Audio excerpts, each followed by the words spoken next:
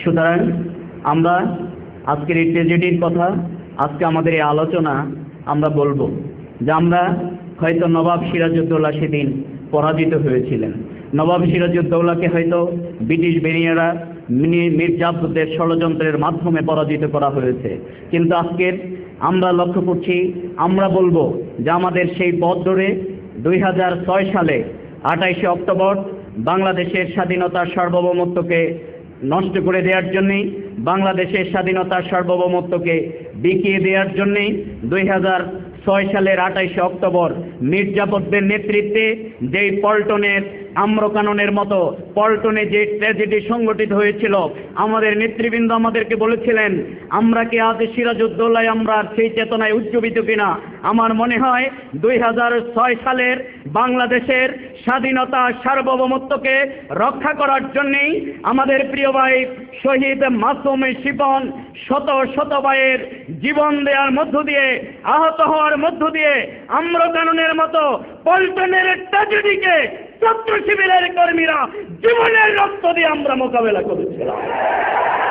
সুতরাং আমরা বলবো আজকে সিরাজউদ্দৌলার ইতিহাস নতুন করে আমরা সেখান থেকে দেখব। আজকে মির্জাপুরের নামের সাথে মঈন আহমেদের বিরাট একটি মিল আছেন। আমাদের আব্দুল কাদের মোল্লা ভাই বলছেন এখন আর মির্জাপুরের নাম নাকি কেউ রাখে না। আমার মনে হয় আগামী দিনে মঈন আহমেদের নামও আর কেউ হয়তো রাখবে না। আমরা আজকে বলবো আজকের আমাদের ঘসিটি বেগমরাও কিন্তু আমাদের ক্ষমতায় আছেন, কিন্তু আমরা বলবো সেদিন নবাব সিরাজউদ্দৌলাকে পরাজিত করা হয়েছিল। আগামী দিনে বাংলাদেশের স্বাধীনতা, সার্বভৌমত্ব, রাজনীতি, অর্থনীতি, শিক্ষা ব্যবস্থাকে সমুন্নত রাখার জন্যেই লক্ষ্য সিরাজউদ্দৌলা বাংলাদেশে জীবন দেবে, কিন্তু আমরা স্বাধীনতা সার্বভৌমত্বকে দেখিয়ে দেব না। সংগ্রামী ভাইরা আমার, আমরা আজকে বলতে চাই আজকের বিশ্ববিদ্যালয়গুলো, রাজশাহী বিশ্ববিদ্যালয়ে ভাইস চ্যান্সেলর আছেন কিনা আমাদের জানা নেই। পত্রিকায় একটি দৃশ্য আমরা যখন দেখি তখন আমাদের মনে হয় রাজশাহী বিশ্ববিদ্যালয়ে কোনো প্রশাসন নেই, সেখানে আজ প্রশাসন পরিচালনা করছে আজ ছাত্রলীগের নেতাকর্মীরা। আজকে আমাদের মনে হয় ঢাকা বিশ্ববিদ্যালয়ে ভাইস চ্যান্সেলর নেই, সেখানে প্রশাসন পরিচালনা করছে ছাত্রলীগের নেতাকর্মীরা।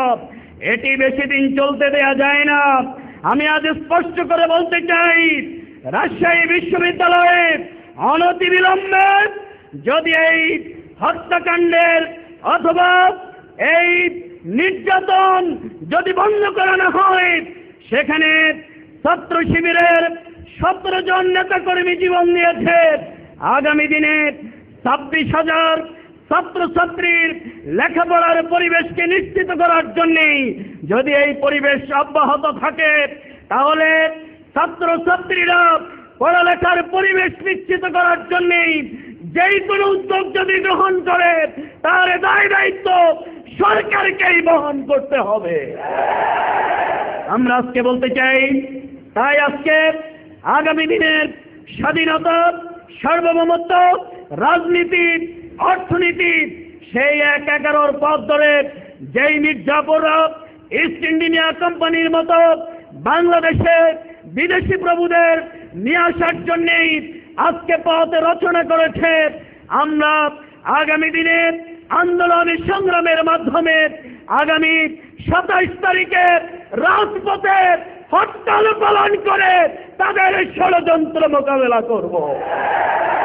তাই আমি আমাদের সম্মানিত প্রধান অতিথি আমাদেরকে যেই নির্দেশনা দেবেন আগামী দিনে তার আলোকে ছাত্র শিবিরের নেতাকর্মীদের ভূমিকা পালনের উদাত্ত আহ্বান জানিয়ে, আর কোনো পলাশি নয়, আর কোনো ট্র্যাজেডি নয়, সেই ট্র্যাজেডিকে মোকাবেলার জন্যেই বাংলাদেশের ঘরে ঘরে লক্ষ্য সিরাজউদ্দৌলা সেই ষড়যন্ত্রকে আগামী দিনে মোকাবেলা করবে ইনশাআল্লাহ।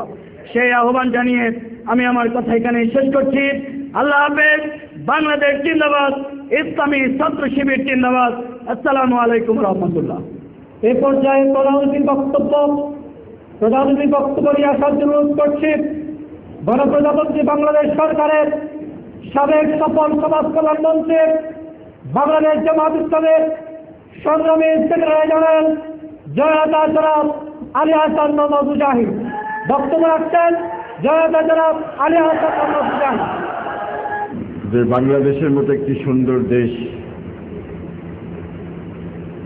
শস্য শ্যামলে ভরপুর, পুকুর ভরা মাছ, গোলা ভরা ধান, এরকম একটি দেশ, এরকম একটি জনপদ 190 বছর অর্থাৎ প্রায় 200 বছর ব্রিটিশদের শাসনের অধীনে ছিল। এটা কি কল্পনা করা যায়? ব্রিটিশ তো আমাদের ভৌগোলিকভাবে লাগোয়া কোনো দেশ নয়। আগে থেকে ছোটবেলা থেকে শুনে আসছি এইভাবে 7 সমুদ্র 13 নদীর ওপার। বিদেশে যেতে 7টা সমুদ্র অতিক্রম করে যেতাম। সেই ব্রিটিশেরা আমাদের দেশ শাসন করেছে 190 বছর অর্থাৎ প্রায় 200 বছর। তাহলে বিষয়টি নিশ্চয়ই ঐতিহাসিকভাবে মূল্যায়ন করার প্রয়োজন। কি কারণে এটা ঘটল? বিশেষ করে আগামী দিনের নতুন প্রজন্ম যারা, তাদের কাছে তো এ বিষয়টি ভালো মতো আসা দরকার। আমাদের অনেকে পাঠ্যবইতে অনেক কিছু অন্তর্ভুক্ত করার জন্য বলেন, কিন্তু কি কারণে আমরা 190 বছর বিদেশ বেনিয়াদের অধীনে ছিলাম, তার মূল্যায়ন কি, তার মৌলিক ঘটনাটা কি, এটা কিন্তু পাঠ্যপুস্তকে অন্তর্ভুক্ত করার জন্য তেমন দাবি উঠে না। কারণ কিছু মানুষ আছে স্বেচ্ছা এবং সজ্ঞানে সঠিক ইতিহাস ভুলিয়ে দিতে চায়। এবং যদি বিশেষ করে আমি ছাত্রদেরকে বলছি, তোমরা যদি মূল্যায়ন করো, দেখো, এখনো যদি দেখো, তাহলে দেখবে আধিপত্যবাদী বা সাম্রাজ্যবাদী চরিত্র নিয়ে যে সমস্ত দেশগুলো শাসন করছে, যারা তাদের পররাষ্ট্র নীতির মধ্যে আগ্রাসী নীতিকে সংযোজন করে রাখে, অর্থাৎ যারা পররাজ্য গ্রাস করতে চায়, তারা যে জনপদকে বা যে রাজ্যকে তারা গ্রাস করতে চায়, সেই রাজ্য বা সেই জনপদের স্বকীয়তার সাথে সম্পৃক্ত ইতিহাসকে ভুলিয়ে দিতে চায়, তাদেরকে তাদের পরিচিতি থেকে দূরে রাখতে চায়। একজন মানুষের বেড়ে ওঠার সাথে তার যে পরিচয়টা হয়, তার ভৌগোলিক অবস্থানের একটা পরিচয় হয়,